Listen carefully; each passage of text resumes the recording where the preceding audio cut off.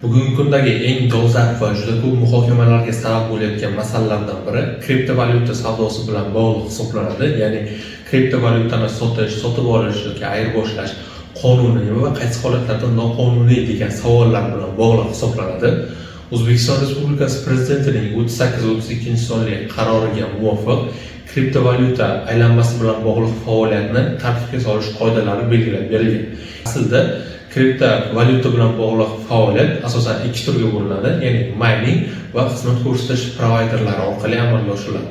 Aytaylik, mining faoliyati bilan shug'ullanish uchun litsenziya talab qilinmaydi, ammo u istiqbolli loyihalarni ro'yxatga olish agentligi orqali ro'yxatga qo'yilishi va uni ham, ya'ni mining faoliyatini tashkil etish ham alohida qonun qoidalar, shartlar belgilab berilgan va buning uchun ham aniq bir qoidalar belgilab berilgan. Ya'ni o'sha qoida asosida siz mining faoliyati bilan shug'ullanishingiz mumkin bo'ladi. Buning uchun ro'yxatdan o'tish talab etiladi. Endi ikkinchi faoliyat turi, ya'ni xizmat ko'rsatish provayderlik faoliyati hisoblanadi. Buning uchun esa litsenziya talab etiladi. Litsenziya olish shartlari, qonun qoidalari va qoidalari, buni ham alohida shartlari aniq nizom shaklida belgilab berilgan va siz litsenziya olgandan so'ng xizmat ko'rsatish provayderi orqali ushbu faoliyatni amalga oshirishingiz mumkin bo'ladi.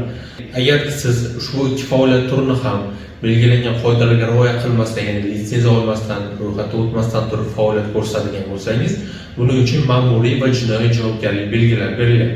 Endi o'z o'rnida savol tug'iladi, ya'ni juda ko'pchilikka ma'lum, unaqangi, ya'ni mining yoki xizmat ko'rsatish provayderi bilan faoliyat ko'rsatmasdan turib, shunchaki kriptovalyutalarni, aktivlarni sotib olish, sotish, ayirboshlash va saqlash kabi faoliyatni ko'rsatganlik uchun ham ma'muriy va jinoiy javobgarlik bormi degan savol tug'iladi.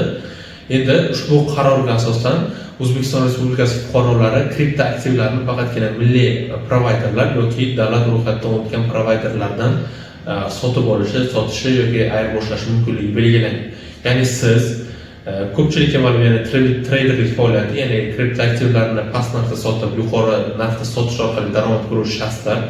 Aytaylik, siz faoliyatni faqatgina milliy provayder yoki O'zbekiston Respublikasi hududida ro'yxatdan o'tgan provayderlar orqali faoliyat ko'rsatadigan bo'lsangiz, mana bu holatda hech qanaqangi ma'muriy yoki jinoiy javobgarlikka sabab bo'lmaydi va bu faoliyat uchun siz ro'yxatdan o'tishingiz yoki qanaqangidir litsenziya olishingiz talab etilmaydi. Shunchaki siz ro'yxatdan o'tgan provayderlarda shu kripto aktivlarni sotib olasiz va narxini, ya'ni spot va futures bo'limlarida savdolarni amalga oshirishingiz mumkin. Buning uchun hech qanday litsenziya talab qilinmaydi va javobgarlikka ham sabab bo'lmaydi. Agarda siz ro'yxatdan o'tmagan provayderlarda faoliyat ko'rsatadigan bo'lsangiz, buning uchun ma'muriy javobgarlik, ya'ni ma'muriy javobgarlik kodeksi bo'yicha 15 sutkalik qamoq jazosi, agar bu holat yana qayta sodir etiladigan bo'lsa, jinoiy javobgarlikka ham sabab bo'lishi mumkinligi belgilangan.